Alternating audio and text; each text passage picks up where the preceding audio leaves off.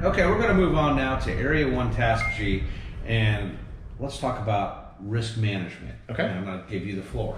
All right. Well, where do you want to start with risk management, Tom? Well, you tell me. So the FAA has some principles of risk management. I'm going to refer to my notes here because they're fairly specific.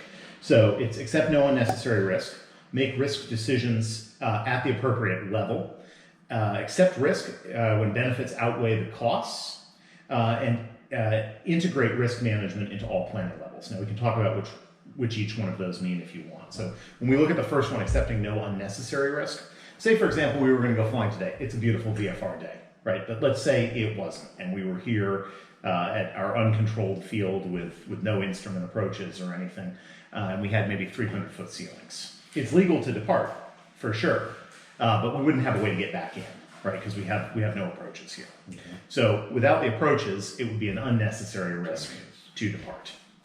Okay. We move on to making decisions at the right risk level. It's really about making sure that you're the right pilot for that flight, right? So let's go back to our example of our 300-foot overcast day here. We decide, okay, I'm a capable and qualified instrument pilot with a very capable airplane. I can do that flight, I think, because I know that there's another airport about 4 miles that way that has got multiple approaches, and so as long as I'm off the ground, I won't have any problem getting back. Also, I fly a twin-engine airplane, so I've got some flexibility there. An engine out wouldn't necessarily be an urgent return to the runway. That's not necessarily the case for anybody else, right? So it might be the case that somebody in, for example, 172, even if they were a highly competent pilot, that might not be the thing if that airplane only had a single VOR, minimum IFR type equipment. Okay. Does that make sense so far? Accepting risk when benefits outweigh the costs. All flying has some risk to it. We have to sort of make an assessment as to whether or not the benefits of going on a given flight are greater. Maybe there's an instructional benefit for it. Maybe it relates to something that we're looking to do in the airplane.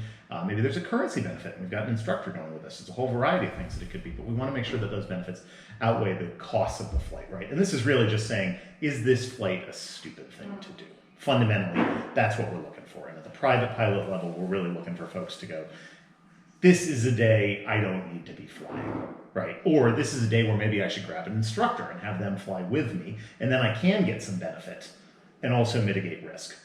And then the final one is integrating risk management into all levels of flight planning and executing the flight. And when we think about that, what we're really talking about is, are you constantly reevaluating the risk profile of the flight, right? So let's take our low IFR day.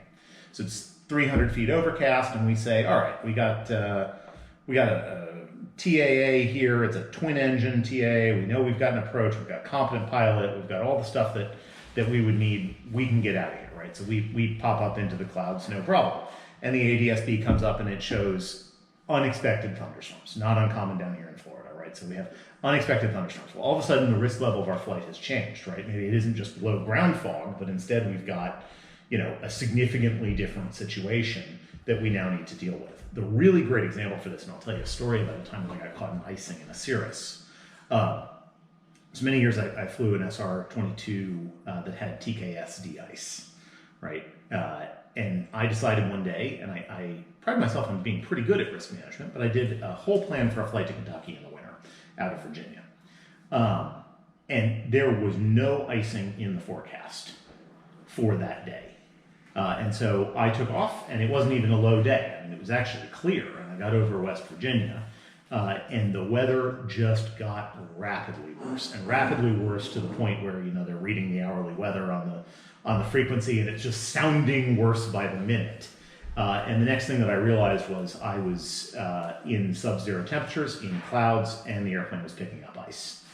Airplane's got TKS. It would be reasonable to use that TKS to escape the icing condition. The question was more whether or not I should continue that flight, given the situation. And so what I chose to do was use the TKS to get myself out of the icing, and then chose to land and figure out what had happened. Because what had sort of occurred was the situation had developed further than my planning suggested, and so the risk level of the flight had gone up to an unacceptable level. Okay, that's a good story. Make sense? Yeah. The FAA has given us, so as we think about this, right, so that's sort of principles of risk management. Now let's talk about how we apply risk management in the practical flying environment. The FAA has given us 2 separate checklists for that.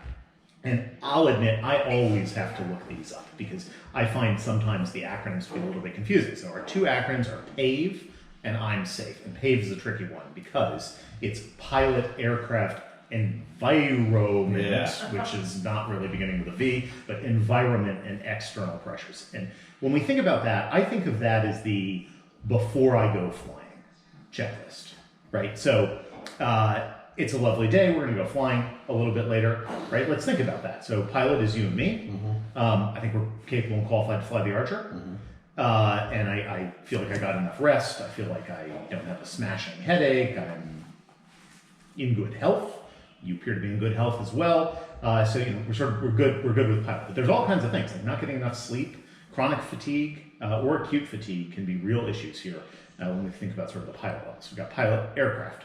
We know the aircraft's airworthy. You just flew it here.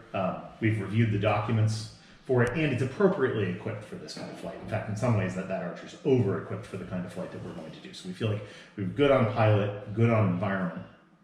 Sorry, good on aircraft. Environment's our next one, and that's where we're getting a little iffy for a day like today.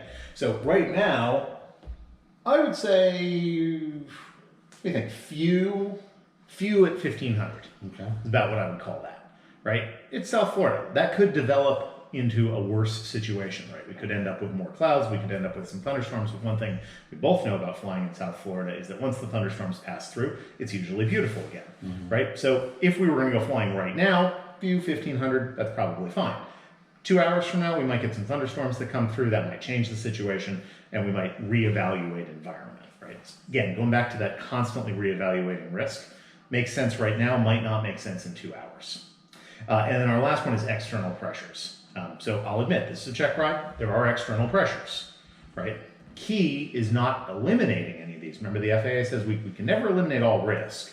It's understanding what risk we're accepting. So this is a check ride. Obviously, there's some external pressure on me to pass through the check ride. There's pressure on you as an examiner as part of sort of the check ride process. But those are acceptable for what it is that we're trying to do, right? Are there any other external pressures? Not really. I don't have anywhere I need to be this evening. No other particular major external pressures for this flight. So that's PAVE. And if we think about that as sort of like, are we going to go flying or not checklist, right? Then we have the more personal one, I'm safe. And this is another one where it's probably best to just, until you've sort of got them memorized, or it's not even about having them memorized. A lot of people still have this checklist that they actually use. It's actually on a bunch of these checkmate cards, right? So the I'm safe is illness, medication, stress, alcohol, fatigue, and emotion. So we'll go down those for this flight. Okay. Illness.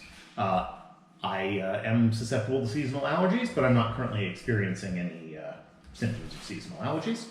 But if I had a cough or the flu or COVID-19, those might be reasons not to go flying. Right? Of course, along with illness often comes medication, right? So I may be taking a medication the FAA doesn't allow, or am I on an allowed medication that's having an impact on me? A real common one of those is over-the-counter sleep aids. So those are allowed, but there's a certain waiting period between when you take an over-the-counter sleep aid and when the FAA says you're good to fly again, right? So medications might not be, I didn't take it this morning, but maybe I took something last night and I need to sort of factor that in and make sure that it's legitimate. We can go into a longer, if you want to talk about aeromedical factors, we can go into a longer conversation about medications, how we determine what's okay, what isn't. But for this sort of thing, because it's sort of a more proximate to the flight, less of an aeromedical conversation, just make sure we're not taking a medication that's going to cause effect. It's going to affect our ability to perform. Stress. Stress is a major cause, and actually the FAA has identified that at extreme levels of stress, pilots become very fixated. And pilots start to think quickly and they start to forget things, right? So they've also identified, though, that a small amount of stress can actually improve pilot performance, and it's unlikely that anyone's living with no stress. But we do want to sort of make a stress assessment, and a lot of the checklists that we use, right, a lot of the sort of risk matrices will include stress as sort of a way to evaluate stress. But I'd say right now my stress level is relatively low.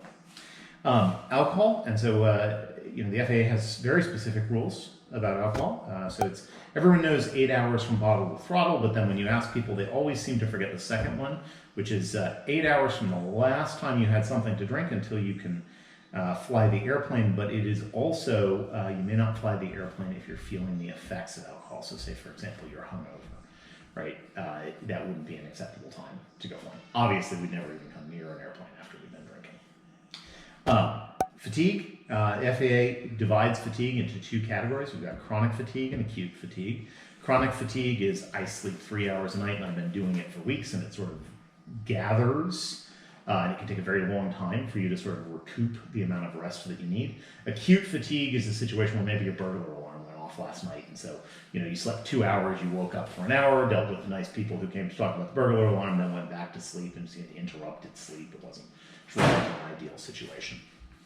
And then the last one in I'm safe is emotion. And when I think about emotion, the FAA has got sort of a short definition on emotion. I actually think emotion is probably one of the bigger factors for pilots, right? There's pride in being a pilot, there's excitement, there's apprehension. I think what's key is to make sure that you're when we're using the I'm safe checklist, is to make sure that you're in an emotional place where you feel like you're able to take in everything that's going on the flight and able to react to all the stimuli that you're going to experience while flying, and you're not going to be constantly preoccupied with something else. Does that make sense? Mm-hmm. Makes a lot of sense. I like the explanation on that. So moving on to Area 2, Task B, Runway Incursion Avoidance. Runway. Bevin, I'm so glad you asked. Runway incursion avoidance. So, I'm actually going to pull some statistics here because, those of us who've been flying for a little while, the FAA has gathered a lot of statistics. So the real focus on runway incursion prevention started about 2010, 2011. And this was coincident with a change in air traffic control procedures, where we moved from what they used to tell us, which was, we figured it out the other day, position and hold, and now we do line up and wait. And so as part of that change to the ICAO standard phraseology for air traffic control, the FAA also sort of took the opportunity to do a major push on runway incursions. And we saw a whole bunch of material come out. But there were some really amazing statistics. And just give me a second here while I pull a couple of the more interesting statistics, and then we're going to talk about how we can avoid runway incursions. So as of last year, the FAA says that on average, there are 3 runway incursions daily. Well, that's fairly significant. Oh, let me back up. We should define a runway incursion. Mm-hmm. So runway incursion would be any situation where a vehicle or an airplane or a person or a dog or whatever, any situation where something is on the runway surface and shouldn't be there, right? The FAA's got a whole bunch of levels. We're going to talk about those in a second. But the primary reason that we're concerned about runway incursions is that they are a leading cause of safety critical events, either go-arounds or balked landings or collisions, the most famous of which being, of course, Tenerife. But going back to some of the statistics that I thought were interesting. So 3 runway incursions a day, and according to FAA data, 65% of all runway incursions are caused by pilots, of which 75% are GA pilots. So we are the primary population guilty of runway incursions. And there's a bunch of stuff that we need to do in order to mitigate that, but maybe we should talk about the levels of runway incursion first. You choose. Which one you want to talk about first? Let's talk about the levels of runway incursion, and then let's talk about some mitigation strategies. Okay, I'm sort of a bad news up front, good news follows kind of person. So the FAA has 5 levels of runway incursion, and they are D, C, B, A, and then accident. So I've come up with sort of an easy way to handle this. So category D runway incursions, this is a definitional runway incursion, right? So it meets the definition of a runway incursion, but there wasn't an immediate safety consequence. So a great example of this might be, we have golf carts that frequently operate on the airfield here. Mm-hmm. And I've definitely been on final and seen someone sneak across the runway. I've still got maybe a mile and a half of final. They sneak across the runway on the golf cart. I see them, they see me. It's a definitional runway incursion, but there was no immediate safety consequence, right? I had plenty of time to do a go-around if the golf cart broke down or something, and they had ample time to cross the runway, right? So it's definitional, but not critical. C is characterized, and then what I like to say there is characterized by ample time or distance to avoid a collision, right? So the golf cart, again, would be a pretty good example. That's one of those ones where it could be kind of D or C. And the difference there is largely going to be made up, or the difference there will largely be determined by, for example, an air traffic control facility that is grading this, right? But either category D and category C, the key thing to understand is that we're very unlikely to have a safety critical event. Right now, category B is, boy, that's close. Category B is the situation where someone has to make some sort of time critical decision in order to avoid a collision. Right, so maybe another airplane pulled out on the runway ahead of me on short final, and either I need to make the decision to go around, or they got to make the decision to pull all the way across the runway, right? Or something has to happen, or air traffic control has to tell us to do something, right? Something has to happen to avoid a collision. So that's B, boy, that's close. And then A is almost. So A is a situation where a serious incursion occurred and urgent action was taken and a collision was narrowly avoided, right? So a situation like this might be very, very short final. Someone isn't looking on the golf cart and pulls right in front of you, right? This is A, and we miss them only because they happened to cross the runway a second or two after we were in the same place at the same time, right? Or before we were in the same place at the same time. So that would be the almost a collision. And finally is accident, and that's pretty self-explanatory. We hit something on the runway that wasn't supposed to be there. Okay. So those are our runway incursion avoidance. Should we talk about avoiding runway incursion? Okay. So there are a whole bunch of things that we can do, starting with paying attention while we're manipulating the airplane in the air and on the ground, which is something we would do anyway, but you'd be amazed the number of people who are taxiing around there going, oh, wait a second here, it says here, and they don't know where they are and they cross hold short lines. It happens all the time. I've seen it happen conservatively 20 times in the 15 years I've been flying. So one of the first things is paying attention. Now the next thing is communicating and making sure that, if we're in an uncontrolled airport like this airport, making sure that we are actively communicating our position on the airfield and our intention. And of course, along with that would be making sure that we're actually doing what we say we're doing, right? Because we've all seen this, we're at the uncontrolled airport and somebody very confidently announces that they're on taxiway Alpha and they are in fact on runway 10. Right, but they for all the world think that that is taxiway Alpha, right? So we want to make sure that we're communicating, and that we're also checking. We're using all of the signs available, all the airfield markings. Really great things we have now with iPads in the cockpit is taxi diagrams right on the iPad, so we can use taxi diagrams on the iPad. And then finally, so it's looking around, making sure that we're doing things, making sure that we're actively communicating, and then sort of continued situational awareness outside of ourselves is key, right? So like, what else do we hear on the CTAF, right? Do we see somebody else? We have multiple aircraft that operate out of this airfield that don't have radios. It'd be difficult for them to communicate. So like, do we see one of the 4 yellow cubs, right? And does it seem to be doing a run? Okay, that's potentially a risk for a runway incursion. So those are kind of our broad runway incursion avoidance areas. Now, specific to operations in controlled airfields, there's a very, very important one here, which is to make sure that we read back all departure and hold short instructions, right? And this has become so important to the extent that it's on every ADIS these days. You'll hear it, read back all runway hold short instructions, and it's actually a mandatory item in the 7110 for controllers. They have to hear you read back hold short instructions. If you're ever at a controlled airport and you're not sure whether or not you should cross a runway, you will never get in trouble for stopping and asking. I've had to do it. It happens. Big airfields. I used to fly to Dulles fairly frequently. They got a lot of runways. They got a lot of signs for a lot of runways. There's a lot of things going on. You can't feel bad when you say ground, November 1, 2, 3, 4, Bravo. Was I cleared to cross whatever? You want to ask that question before you're on a runway. Trust but verify. Trust but verify. That's exactly right. That's runway incursion avoidance. Good. Now the next task, if you don't mind, Area 2, Task D, Principles of Flight. This is the one that I went over with you at Millionaire. Go to slideshow here. And we're going to talk about principles of flight. And so we want to begin, there's a few definitions that we want to deal with, and we're going to start with definitions of the wing. Right? Okay. And so here's our wing, which we've removed from our 172.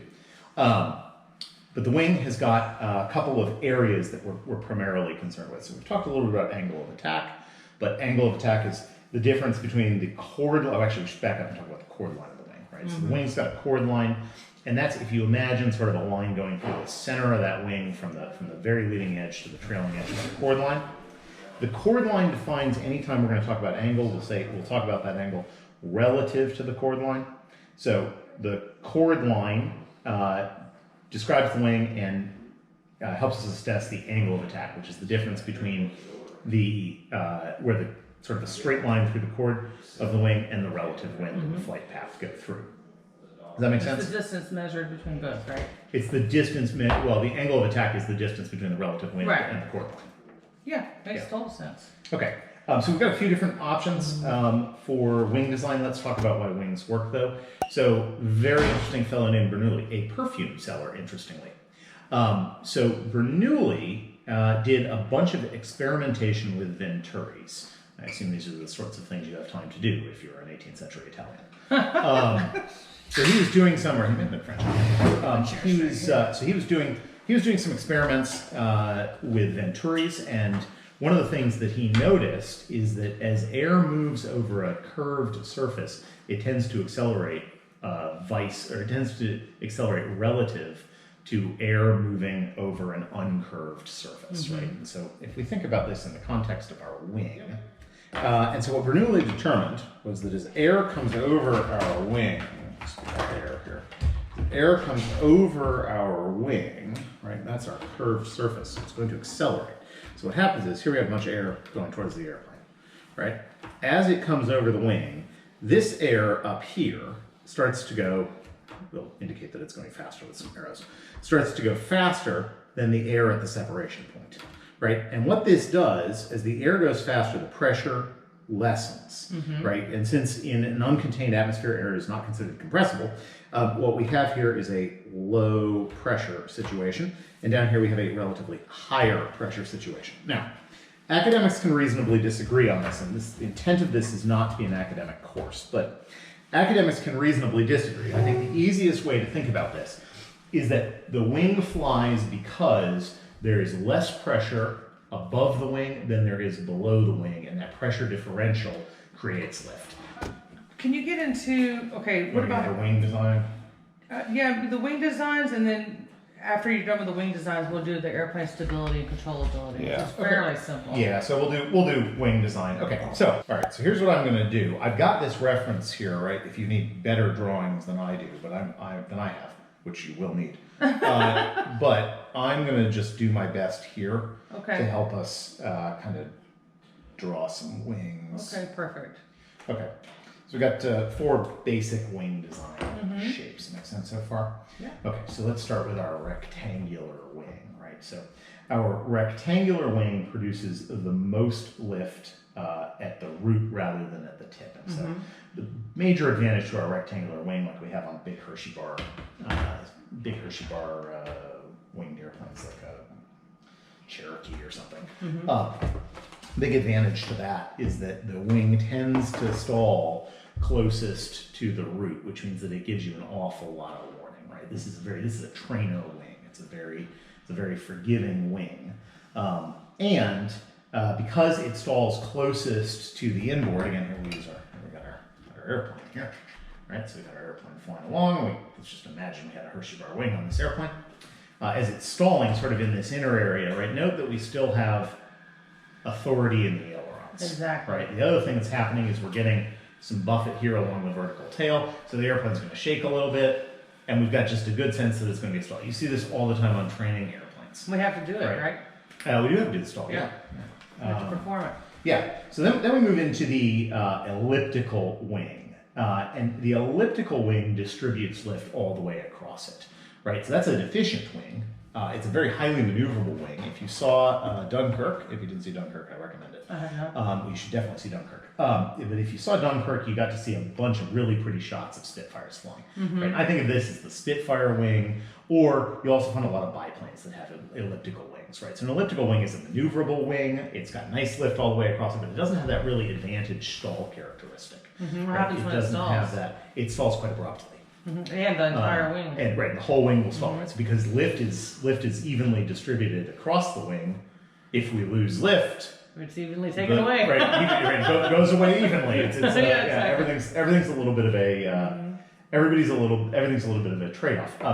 Then we get into our swept-wing design. So our swept-wing designs, and you won't see this a lot on piston-powered aircraft, but in fact, I can't think of a single piston-powered aircraft with a truly swept wing, but there might be something out there. A little bit of the Archer.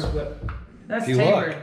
That's Oh, tapered. that's tapered. Yeah, That's yeah, tapered. yeah. I was going to say, no, I didn't even think. I just went. I almost All right, got a full of it. I was super like, we got a little swept wing. It's called tapered. No, you don't. I mean, if you look, you'll find a few that have a little bit of sweep, but like the true sweep like that, like a B1 Lancer. That's a fast airplane.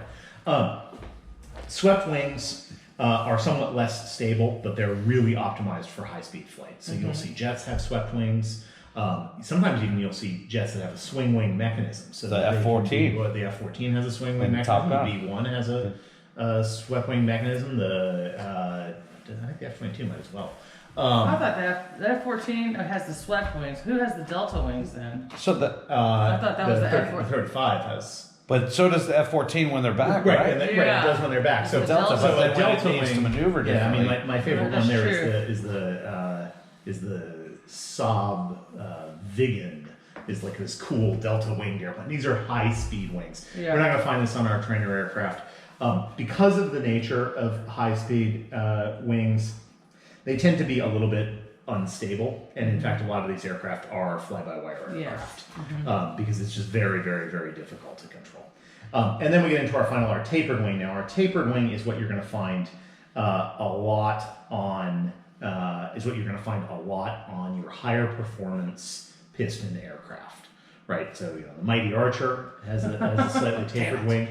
You take a look at a Cirrus. Cirrus has got a pretty noticeably tapered wing, Yeah. right? And what they're trying to do there really is blend the benefits of this sort of Hershey bar, relatively slow wing with some of the advantages of our elliptical wing, right? And they're trying to give us something where it's still going to stall close to the root, right? You're still going to have good aileron authority fairly far into low speed flight. You're not going to have the stability problems of the Sweatpoint, but you've also got a little bit more of an efficient plan form for the wing, right? So you'll see that again on Plan form. you'll see that again sort of on sort of higher performance aircraft. Yep. Okay.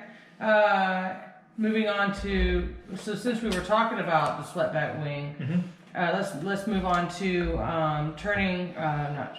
the airplane stability and controllability. Stability Explain and control. that. So let's stability and controllability.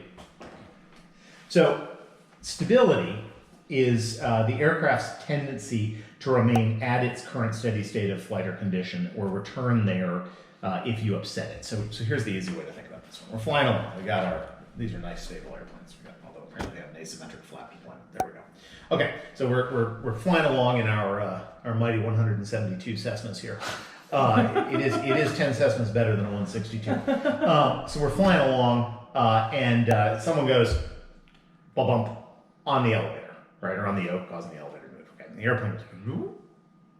In the 172 Cessna, it's going to take a little bit of a dive and then return basically right to where it was, right? So that's the first principle of stability. I'm going to mess this up because there's static and dynamic, and that is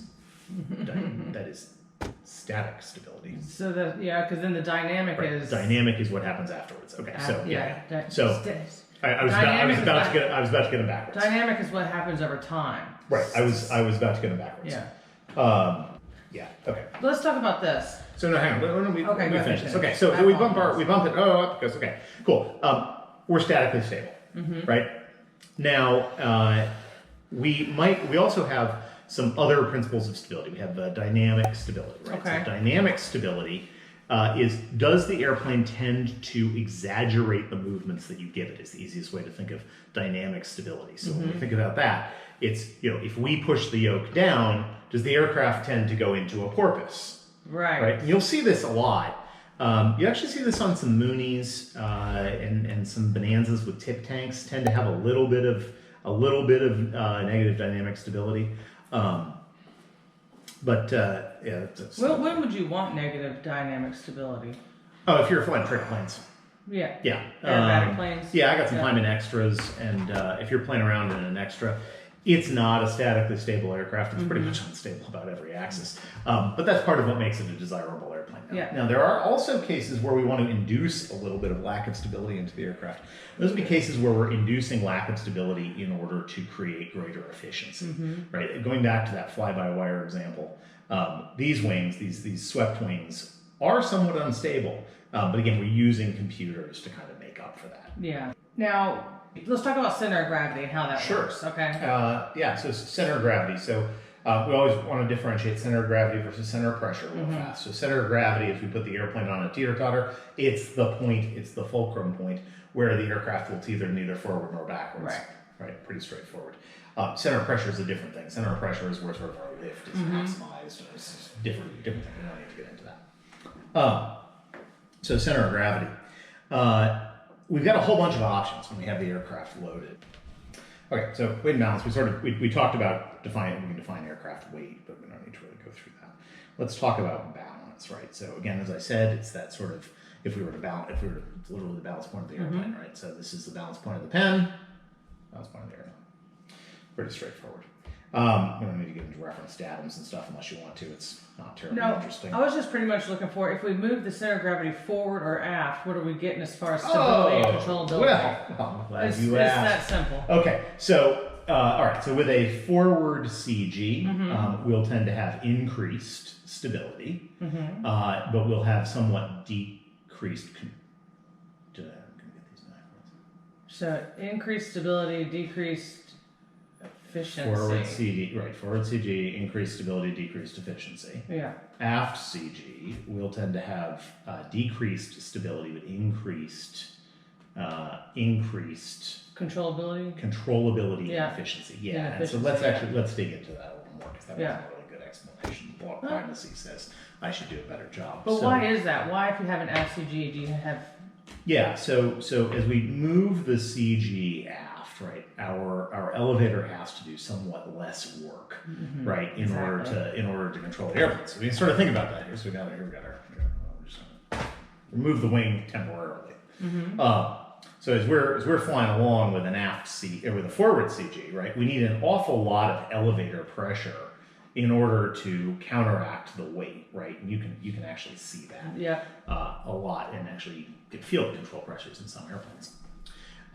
As we move to an aft CG, right, we've got the pivot point is very close to the weight, so we don't need nearly as much movement on it in order to affect the airplane. But it also means that the airplane, we've got this big long airplane that we're moving around, right? So it means that very small amounts of control pressure can have a significant impact on it. And it's really important to point out that with an aft CG, it is possible to run out of elevator authority.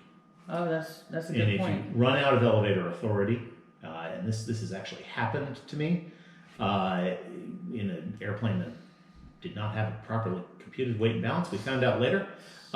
You can run out of elevator authority and you can be yanking back on the elevator and find that no matter what you do, the nose is going down. Yeah, that's scary. Is particularly embarrassing when you're landing. Yeah. Okay, good. Okay, well, we kind of touched base on load factor. Can you just talk about load factor. give me a simple explanation of load factor if you were going to explain it to a private pilot? Sure. Load factor is the amount of weight the aircraft is experiencing, and this can be, in fact, greater than the total amount of weight on the aircraft. Okay. So let's think about this. A really good example for you, ever been to a roller coaster? I have. I recommend them. They're a lot of fun. One of the things a good roller coaster does is expose you to some G forces. Yes. Right, and you've probably felt this. You might have even felt this. You got a fancy high performance car or something like that. When you make a turn on the roller coaster, you can kind of feel yourself getting a little bit heavier, right? The load factor is increasing on you as a result of that turn. Right now, the same thing happens to the airplane. So we've got here we have our 172 Cessna, and it is bzzz, we're going along, okay, and we're at 1G. And what did we say about that? We said all of the forces are in balance, right? All the forces are in balance. We're in level flight. We're in unaccelerated. Lift equals weight, thrust equals lift equals drag. weight, thrust equals drag. We got a little cheat sheet right there. It is. Hey, look, there's the cheat sheet. There you go. Okay. So now we say, well, this is nice, but we want to go over there. So we make a turn, okay? We've taken the forces out of equilibrium, and we're going to change the load factor as a result. So this can be a little bit mind-bending for the private pilot. Here's what's happening. As we turn, I just want you to imagine, the lift line, when we're straight and level like this, the lift line's going straight up. When we turn like this, the lift line starts to go that way. Yes, it the does. weight, Still the goes center of the down. Earth has not changed. Yeah. Right? So this is the key thing to understand in the turn.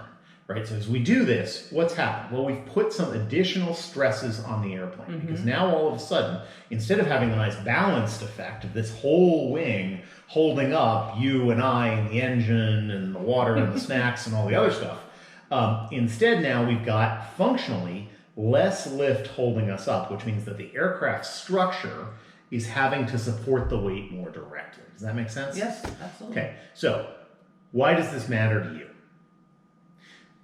Aircraft is going to be designed for normal category operations, right? So plus 3G. Right. What does that really mean for us practically as a private pilot? What it means is we probably can't honk it all the way over into a 50-degree turn, because the other thing that's kind of interesting about load factor is that it increases exponentially. Make sense? Yes.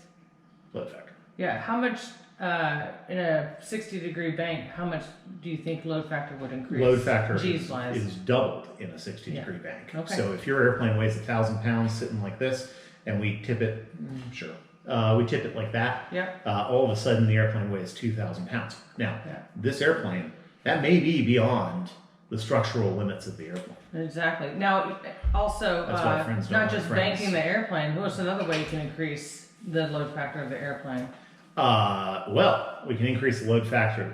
besides putting people in it and stuff like Yeah, that? we can increase the load factor of the airplane by pulling back very hard Yeah, turbulent on the air. controls in turbulence.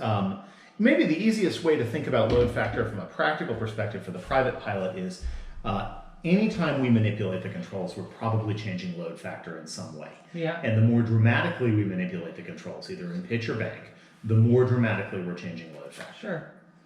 Yeah, I think the VG diagram is also really good if you have that on your.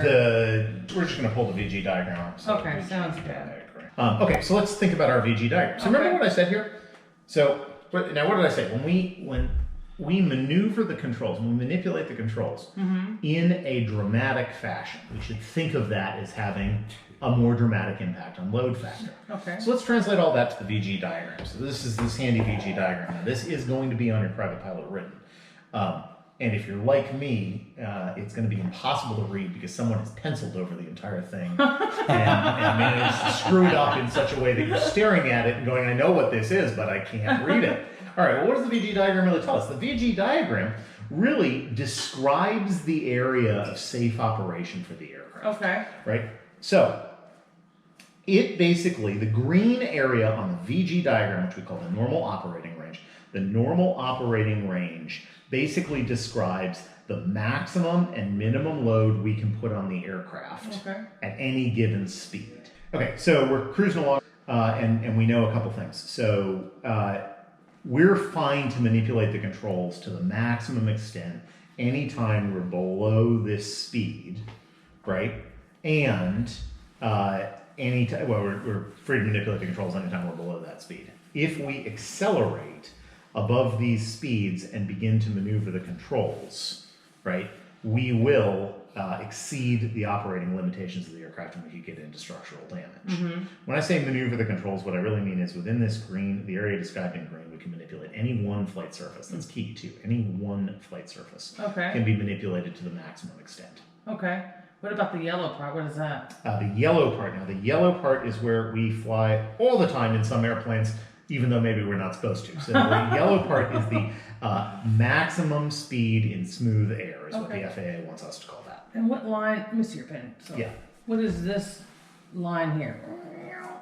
Well, that is your accelerated stall line, right? And so that's basically describing the speed at which if we go into a turn and we pull, right? If we go into an accelerated stall, it's more or less describing the speed at which the accelerated stall will occur. And I want to point out something. FAA is very, very clear that we as flight instructors would never say this is the speed where the wing stalls, because Wings stall at a constant angle of attack. They do not stall at a constant airspeed. So while this does describe a curve of a stall, we should never count on this to know when we're truly in a safe condition for it. If we stall the airplane, we get up here in this blue area, is that bad? The aircraft is in a stall condition, so we have that problem to solve. But it's actually a good thing because that's a right, safety right. It's feature sort of a safety, put in. right? It's kind of a safety feature. So you know, I think the question becomes, how good are you at getting out of stalls? Right, exactly right. Because if I would rather be here than up here. Yeah, but let's also Damaging the remember plane. though that as we get into the accelerated stall, you know, a 4G accelerated stall, you may not be able to recover a 172 from a 4G accelerated stall. Fair enough. I guarantee you can't recover. Seriously. Okay. Try to simulate. Good job.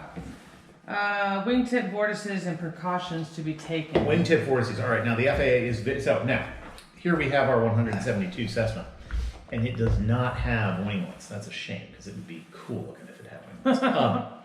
Wingtip vortices. As we're cruising along in the airplane, what's happening is at the very end of the wing. Right? Remember we described this high pressure area at below the wing and the low pressure area above the wing. Very end of the wing, we've got this high pressure air and it's going to swirl into the low pressure air, right? Because think about it.